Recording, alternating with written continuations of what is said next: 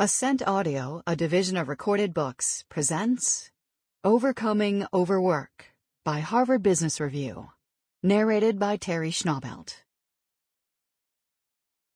Introduction. Protect Yourself from Overwork by Amy Gallo, co-host of Women at Work. I have a confession. I hate the phrase work-life balance. Don't get me wrong. Maintaining a harmonious relationship between my work and my personal life sounds lovely and is definitely something worth aspiring to, but I'm just not sure how achievable it is. When I consider the various aspects of my life, I don't see personal and professional on opposite sides of a seesaw that I'm attempting to balance effortlessly. No.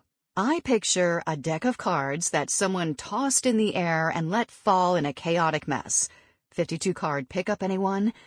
The cards are the various pieces of my life, and each day I decide which to pick up and attend to, and which ones to leave in the pile. While this may sound negative, I swear it's not. It's a visual that works better for me because of the many things that my life involves. Like a lot of people, I don't just have a job and a life outside of work. I wear many hats. I co-host a podcast, deliver keynotes and workshops based on my books, write articles for HBR, star in HBR videos, and write a biweekly newsletter. And those are just some of my professional endeavors. I'm also a mom, wife, daughter, friend, and community member. It's a full life, one I'm grateful for. But just because I chose and enjoy all of these roles doesn't mean that I'm immune to exhaustion and stress. In fact, everyone I know feels this way at times. Fortunately, I recognize this isn't a me problem. While it's tempting to blame myself for an inability to say no or make good choices about how to spend my time, that's not what's at the root of the issue. The core problem is that I work and live in a culture of burnout and overwork. One where a perfectly normal and frequent response to, "How are you?" is busy. When that's the norm, you're going to feel strained, even if you're exceptionally good at time management, tackling your to-do list, or ruthlessly prioritizing projects. If society and organizations have unrealistic expectations for what a reasonable workday looks like and how much we can get done in our limited time, it's no wonder so many of us are burned out. This is especially true for women, who are often expected to fill many roles, not just outside work but within it as well. Women are more likely to be given busy work or even dead-end projects. We tend to carry an outsized burden when it comes to childcare and elder care in comparison with our male counterparts.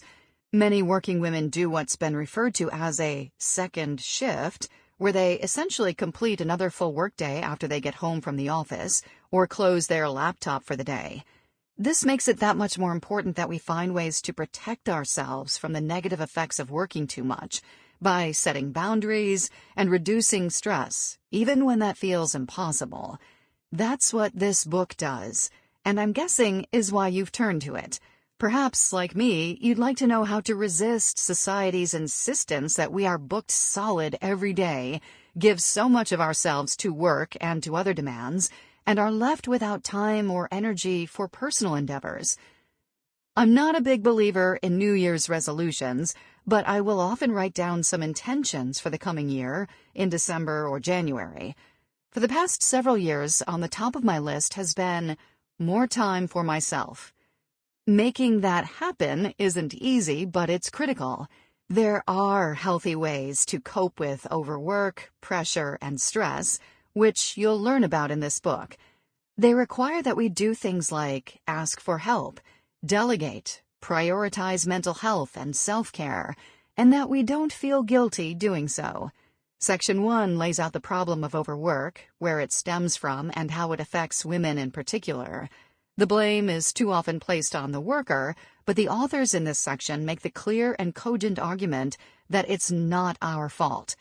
My hope is that this section will help you move away from any guilt to understand the true root causes of overwork.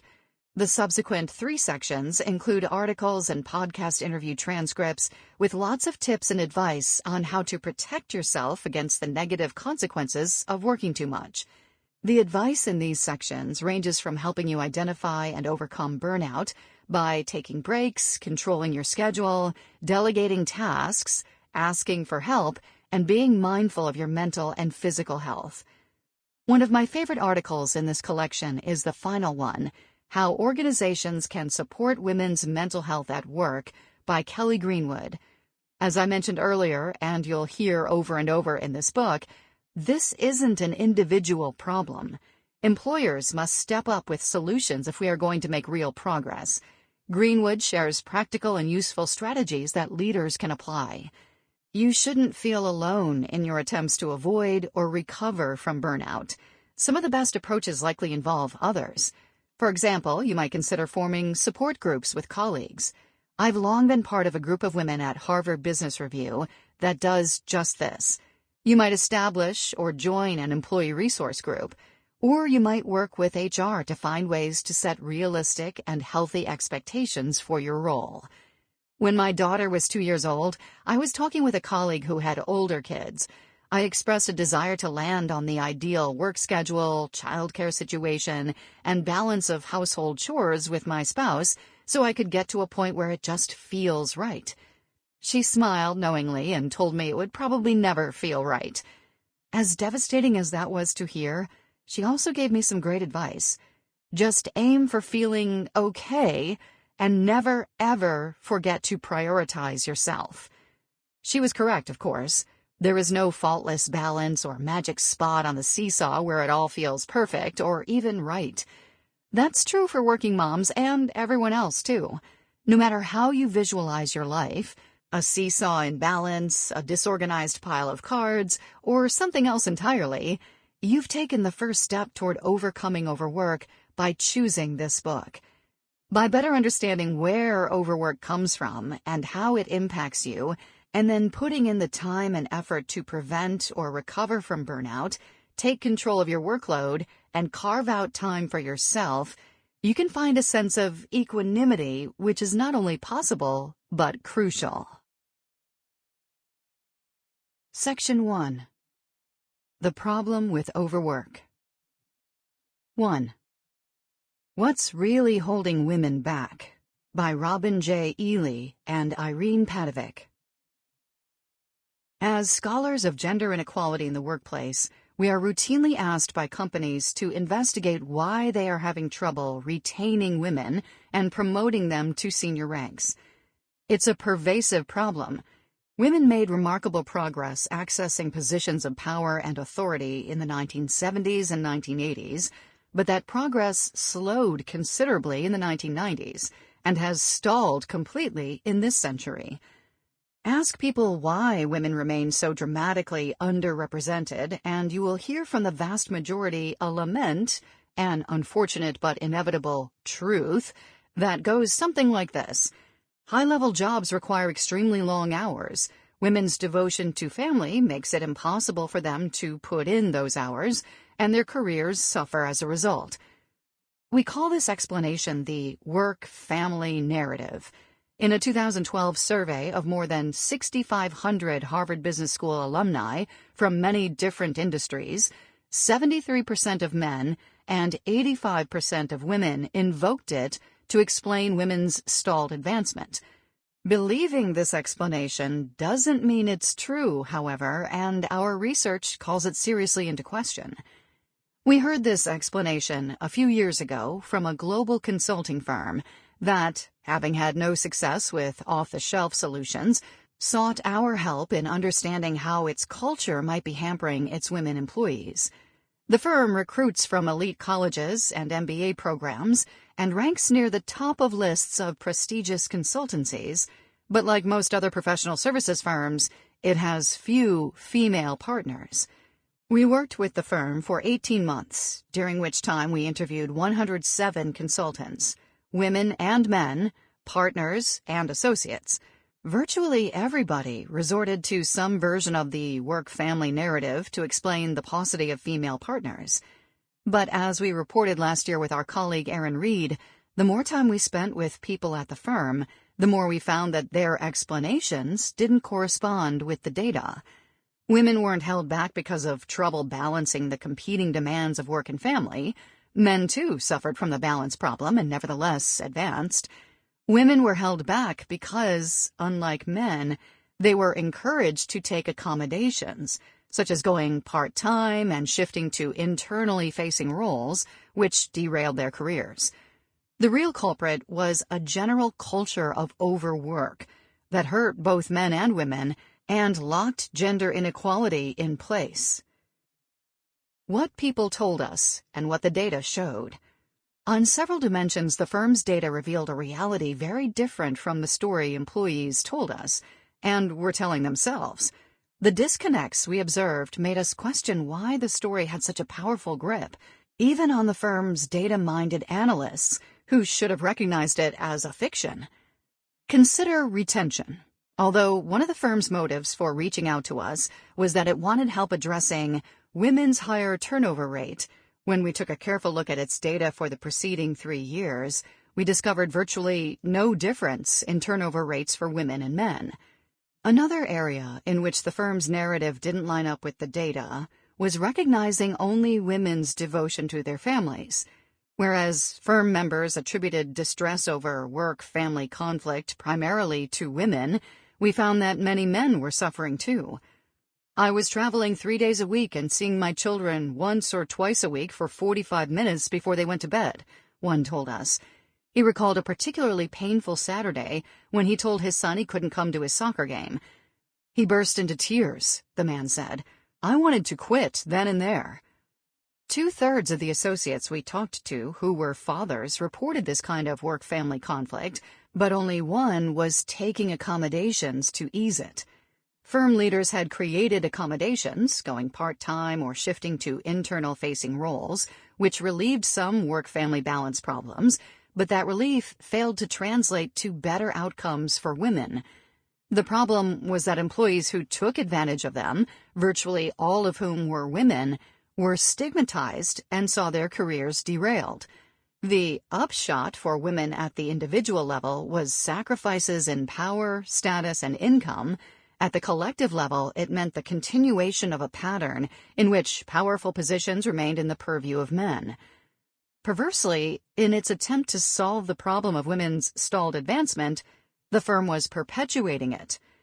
We also found incongruities within the work-family rhetoric itself. Take the way this man summed up the problem. Women are going to have kids and not want to work, or they are going to have kids and might want to work, but won't want to travel every week and live the lifestyle that consulting requires of 60 or 70-hour weeks. Resolute in his conviction that women's personal preferences were the obstacle to their success, he was unable to account for such anomalies as women with no children, whose promotion record was no better than that of mothers. In his calculation, all women were mothers, a conflation that was common in our interviews. Women without children figured nowhere in people's remarks, perhaps because they contradict the work-family narrative. In a final disconnect, many of those we spoke with described experiences that called into question the work-family narrative's foundational premise, that 24/7 work schedules are unavoidable. They talked about devoting long hours to practices that were costly and unnecessary, chief among them overselling and over-delivering. We heard many stories of partners who, as one associate put it, promised the client the moon without thinking of how much time and energy it takes to deliver on such promises. The pitch goes like this, he explained. We'll do X, Y, and Z, and we're going to do it all in half the time that you think it should take. Clients are wowed and can't wait to sign up, he told us. Associates felt pressured to go along with these demands for overwork because they wanted to stand out as stars amid their highly qualified colleagues. We do these crazy slide decks that take hours and hours of work, one said. It's this attitude of, I'm going to kill the client with a 100-slide deck, but the client can't use all that. Another associate ruefully described all the weekends she had devoted to these sorts of tasks. I just worked really, really hard, she told us, and sacrificed family stuff, sacrificed my health for it, and at the end of the day, I look back on it. Well, did we really have to do that? probably not. We pointed out these disconnects to the firm's leaders, challenging the work-family narrative as oversimplified and offering a broader, more nuanced and data-driven explanation. What really held women back was the crushing culture of overwork at the firm. The unnecessarily long hours were detrimental to everyone, we explained, but they disproportionately penalized women because, unlike men, many of them take accommodations, which exact a steep career price. All this led us to what we felt was an inescapable conclusion. For the firm to address its gender problem, it would have to address its long hours problem. And the way to start would be to stop overselling and over-delivering. The leaders reacted negatively to this feedback. They continued to maintain that women were failing to advance because they had difficulty balancing work and family, and they insisted that any solution had to target women specifically. Unable to convince them otherwise, we were at a loss for how to help, and the engagement effectively ended. But we kept thinking about the situation. The firm's leaders were smart, empirically minded, and well-meaning, and yet they had dismissed the data and clung reflexively to an empirically dubious belief in the work-family narrative. As thoughtful as they were, it was a puzzle why they continued to rely on a solution that only perpetuated the problem. The firm was not atypical in this regard. Research shows that 24/7 culture creates discontent for women and men alike, and that the accommodations solution, ironically, tends to derail the careers of highly qualified women, leaving companies' senior ranks depleted of some of their brightest female stars. Studies show an additional irony. Long hours don't raise productivity. In fact, they have been associated with decreases in performance and increases in sick leave costs. Considering those downsides, we asked, why do companies continue on the same work-life balance path and disregard the possibility of instituting more humane work hours? We suspected that in the answer lay something profound but hidden, not just at our client firm, but in corporate culture generally. Perhaps the work-family narrative is so pervasive and tenacious because it feeds into an elaborate system of social and psychological defenses that protect both women and men from the disturbing emotions that arise from the demand for long work hours. We decided to investigate unconscious psychological defenses and universal beliefs.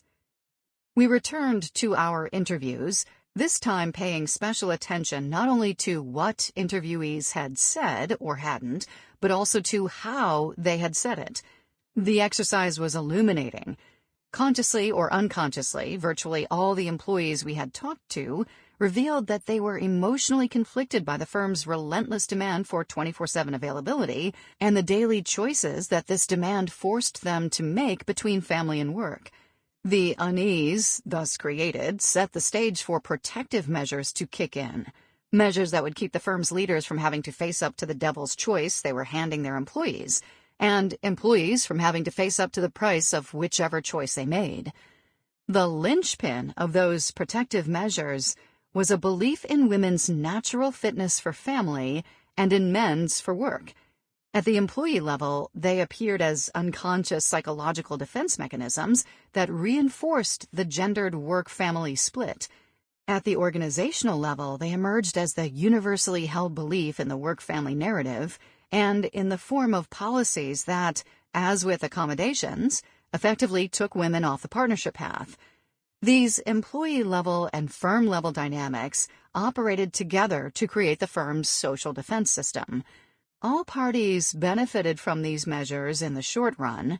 Firm leaders could deflect responsibility for the lack of women partners on the grounds that it was inescapable. Employees could make some semblance of peace with their decisions. Men could justify as inevitable the sacrifices they'd made in ratcheting up at work, and women could justify as natural the sacrifices they'd made in ratcheting down. And all the while, the firm's long hours culture remained unchallenged. But as with all defensive maneuvers, this social defense system didn't fully work. Conflict relegated to the unconscious merely hides. it isn't resolved, and anxieties continually poke through to conscious awareness, experienced differently among women than among men. The problem for men. In a long-hours work culture, men have one primary identity, that of an ideal worker, fully committed and fully available. To fit this image, they must adopt the psychological stance of, my job is all-important. Non-work identities, no matter how personally meaningful, become contingent and secondary. Naturally, this imperative to be an ideal worker generates internal conflict, especially for the parents. The men we talked to clearly felt guilty about how little time they spent with their families. They spoke poignantly about their deep emotional attachment to them, told us how much they regretted the time spent away from them, and described in heart-wrenching detail their interactions with disappointed children. Men employed one key psychological tactic to manage these emotions. They split off their guilt and sadness, projected those feelings onto women at the firm, and identified with their feelings there at a bit of a remove.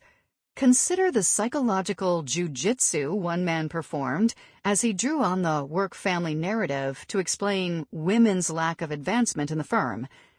I believe deeply in my heart and soul that women encounter different challenges, he said. There's the collusion of society that it's the woman who takes the extended maternity leave, and there are some biological imperatives too. When my first child was born, I got to carry her from the delivery room to the nursery. It's almost like I could feel the chemicals releasing in my brain. I felt so chemically, deeply in love with my daughter. I couldn't imagine a world without her. I mean, here it was in just the first 8 minutes of her life. So I can understand, how can I possibly give this up and go back to work? But back to work he went. And what was his takeaway from this emotionally charged experience? A sense that he better understood the difficulties women face in trying to balance work and family.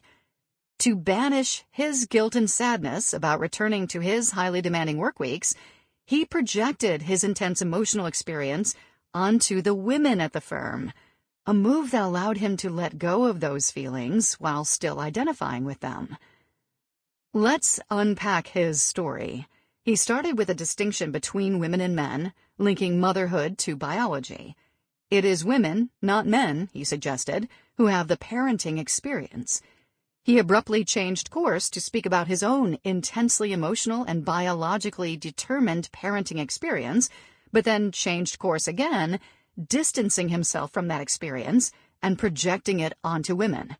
In effect, he was saying, I was having this experience, but it was transient, and now that I've sampled it, now that I've been a tourist in this emotional land, I have a way to understand what is happening to women. The emotions he had experienced, in other words, were no longer his. They now belonged to women. At that point, he shifted the conversation to the male-dominated world of work. He told us about his time in the beer industry, a domain that, as he put it, consists of men slapping each other on the back and talking about golf and shit like that. In his telling, there was no room in this domain for the emotional experience of parenting, which he implicitly relegated to the world of women. Men and women, he said, just have different commitments to work and family. I can't think of a single instance, he told us, where the fella took a 6-month paternity leave to care for the baby while mom went back to work. This man was not alone in setting up women as the organizational bearers of distress about curtailed family time. That psychological defense gave many men at the firm the illusion of a fulfilled life and enabled them to perform as the committed workers the firm valorized. But the defense was only a band-aid. Reality, the on-the-ground, relentless demands of family, was not so easily banished. The problem for women. Women experience a different psychic tension. According to the work-family narrative and broader cultural notions, their commitment to family is primary by nature, so their commitment to work has to be secondary. They are expected to embrace an intensive, my family is all important approach to parenting, a stance encouraged by the firm's readily accessible accommodations. But a family-first stance comes at a significant cost to their careers and flies in the face of their professional ambitions. Most of the firm's women had tasted professional success and resisted the idea that they belonged at home, which made this tension especially acute. They willingly complied with the family devotion schema, but struggled openly with the idea of splitting off the work component of their identities. That ambivalence is clear in the account of one mother who talked about her inability to shirk responsibilities on the home front, despite having a family-oriented husband. There's just a difference between the way a mother and a father look at their kids and the sense of responsibility that they feel, she told us. I feel my male counterparts can more easily disconnect from what's happening at home. If I did sort of disconnect, things wouldn't fall apart, but I wouldn't feel good about it, so it's just not going to happen.